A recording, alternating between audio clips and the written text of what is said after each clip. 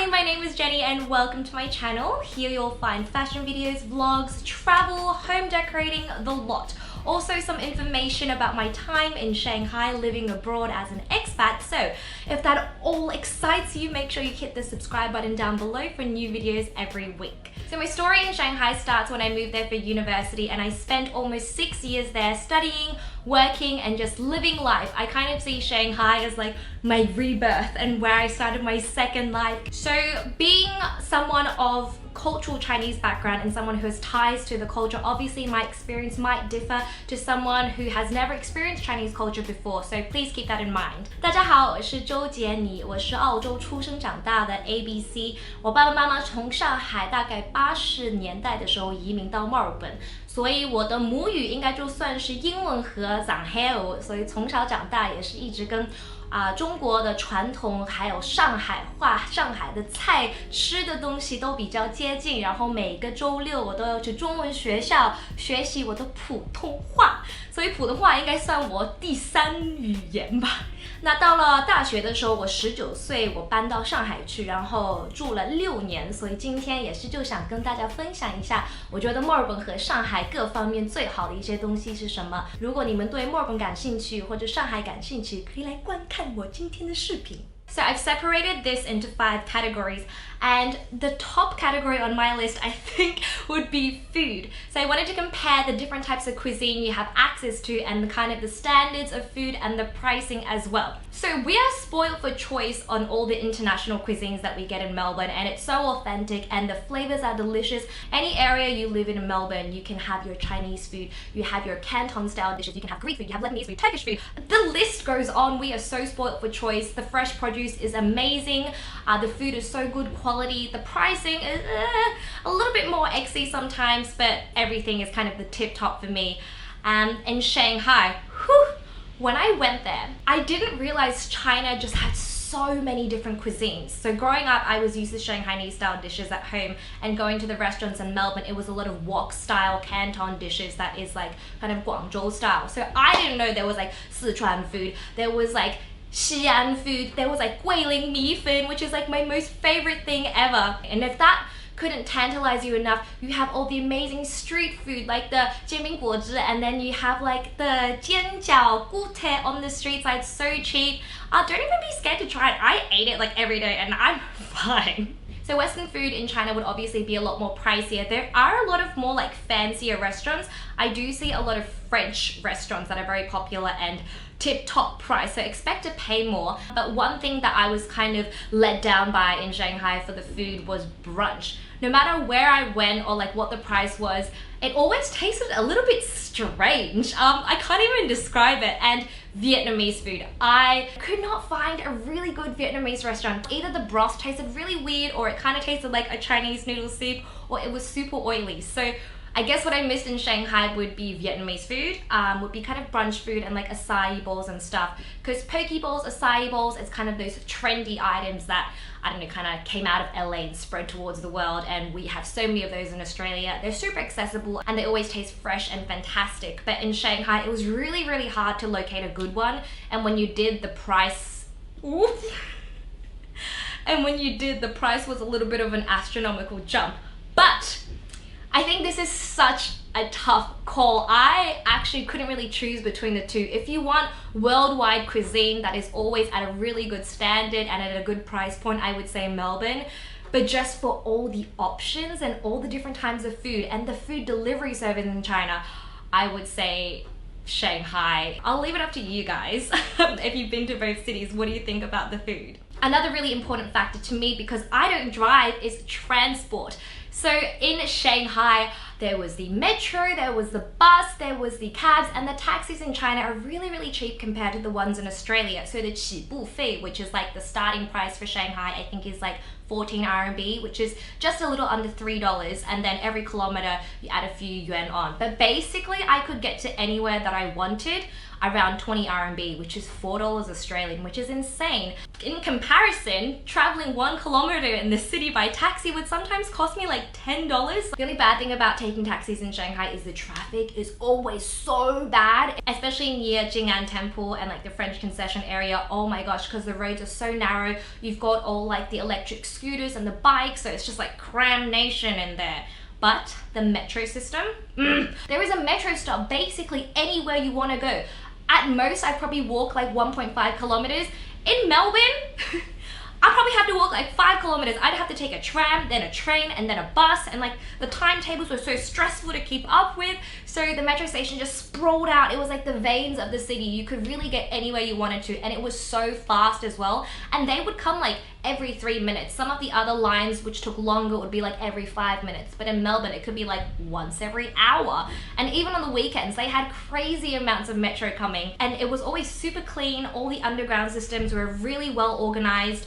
It was just fantastic. I didn't really take too many buses in Shanghai just because they don't really have a timetable, so they just come in like 5-minute, 15-minute blocks. The only thing I'd say Shanghai doesn't have that Melbourne has for transport would be trams, and I love taking trams in Melbourne, but they do tend to be a little slow. It takes you a while to get home, so for transport, I say Shanghai has knocked it out of the ballpark. The public transport there is just amazing. The taxis are cheap, and you can always get from point A to B without any fuss and without breaking the bank.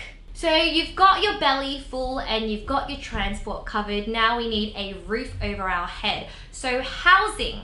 In Melbourne, I lived with my parents and then I moved to China. So when I first moved out, I didn't really experience what the Melbourne rental market is. So I don't really have a good pool of information to pull from. So if you have some information about the rental market in Melbourne, please let me know down below. But I wanted to share what it was like in Shanghai. So in Shanghai, I probably went through like 5-6 apartments. I changed every year just because, you know, why not? And I get bored really easily. And also if I didn't change, the rent would go up. During the time period that I was there, like 2013 to kind of 2019, the rental prices were just crazy. They would go up and up and up and up, and they just would not stop. So if I didn't move, it would go up maybe like 150, 200 RMB to 500 RMB per month. And I'm like, why am I paying more for the same place when I could just change places?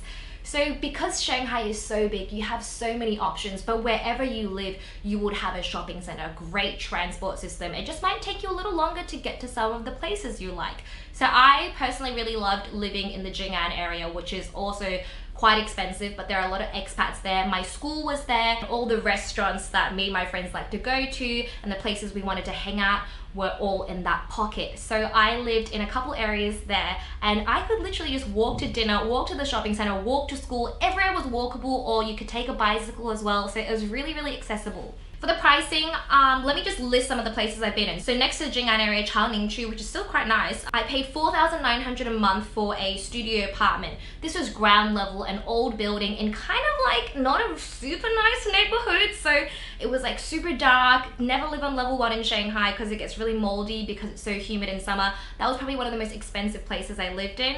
I stayed in Hongqiao area, which is close to one of the airports, and it's actually not as far as some people think. I lived in a really nice but older apartment, and it had 3 bedrooms, so I had 2 roommates. I had the master suite, which was huge, and a bathroom. So I paid 4,000 RMB a month for that apartment, and I think the whole apartment was about like 11,000, but it had like the gardens. It was right next to a shopping center. It was really close to a metro system, and it was within walking distance to where we were working. So I also lived in a zakhumen, like a laneway house, and I think it's just one of the things you have to experience when you're in Shanghai, because there's so many like amazing historic buildings where famous poets have lived or people who worked in the arts, and it's really cool when you walk in. There's always like a board with the names of the people and what they did and when they lived in the area. So I lived in one on Zhou. Oh my gosh, my Chinese is so bad. So it was a really nice area in the French concession, and that's probably one of the most favorite places I lived. But it was super old, only stairs. The staircase was like this narrow. Me trying to get my suitcase up was a nightmare. The walls were super thin. I could hear people sneezing. My window fell off one time. It had a very like cosmetic makeover. So it was painted, but the floors were janky. The roof was like falling apart. One time some kid upstairs jumped and then a piece of plasterboard fell down in my apartment. That was 5,000 RMB a month. So studio apartment, but the bedroom was kind of just like the living room and the kitchen was like a little corner. I kind of lived there just for the historic and cultural experience. And then another one of my favorite apartments is actually Hongqiao area, which is also like another super busy CBD point of Shanghai. When you ask me what the CBD in Shanghai, I'd say there's a couple. It's just so full of life. Anyway, Hongqiao is a very, very nice area to live in. Less expats living there, but you are surrounded by shopping centers, multiple like metro station exits, the bus, sports stadium. Like I lived around like 3 different metro stations, a lot of restaurants, not so many like Western restaurants, but more local and quite family friendly as well. So that one, I lived with 2 other roommates. I had a bedroom that I shared a bathroom with another girl, and that was probably the cheapest apartment I stayed in. That was 3,300 per month. So all of these rents are not inclusive of bills, but honestly, bills were so cheap in Shanghai, it would just be like an extra like 100 RMB per month. Even with like if we had an IE to help us clean the common areas and stuff, it was always like very affordable. It was never like, oh, the bills are such a hassle. I will say though, in Shanghai, there's a lot of high-rise apartments and you rarely will get houses, and if you get houses, they're kind of a bit further away. So it's definitely apartment living. You can have the nice new tall ones, but they're expensive. They're like 10,000, 20,000 RMB. And that's kind of like, you know, the rich bougie apartments, or like if you came on an expat package and your boss is paying for your apartment, you might live in one of those service apartments in like Zhou or like Jing'an Carry Center. Those are like the creme de la creme. But then you don't get those nice cultural experiences of the really old falling apart places. So I'd say the standard, maybe compared to price to Melbourne, the standard of the apartments might be a little lower. They might be a bit older. It's really hard to find a nice bathroom in Shanghai. I think Asia as well, because a lot of the cheaper apartments, the bathroom is like the shower head on top of the toilet, or it's just really small. But I'd say the rent in Shanghai is really not bad. It felt bad when I lived there because your pay is lower than if you were getting paid in Melbourne. If you weigh it up, I guess they both kind of even out. But some of the places in Shanghai you just can't find anywhere else in the world. Another quick little thing that I just wanted to mention is job opportunities. So I work in the art sector. For me, the job opportunities in Shanghai were endless, and compared to Melbourne, like I got to be a radio DJ, I got to be a presenter, I got to interview celebrities, and I got to act in all these random TV shows. Like I never would have had that in Melbourne. It would have taken me years or like the best luck in the world to get there. Even just for radio, like I went to an internship in Shanghai, somehow got the job, and then I was on air in radio. So everything was on a bigger scale. And because there's like more people, there's more companies, there's more job opportunities. But yeah, the work culture in Shanghai is definitely a lot different. It's all about the levels of hierarchy and respecting your elders, and everything kind of takes a while to get done because you have to go through all the different like bumen, like administrations, or anyway, all the different offices of fancy people with fancy titles, and it was hard to get something signed, something approved, and everything was done through WeChat as well. Like they don't really use email there, and you've had these work group chats, and because WeChat is like a social networking app, a lot of arguments would burst. Like people would send voice messages of them like shouting, a lot of things would get lost in translation, a lot of important documents would get lost in a group chat of like 35 people. So I found that really hard to keep up with. But just like anything in Shanghai, everything was so fast paced, so your career could be non-existent. You get to Shanghai and just explode. You could have never opened a restaurant before in your life, but suddenly you're like in the F&B industry in Shanghai and you have 5 cafes. Like, don't ask me how it works. It's like a magic area.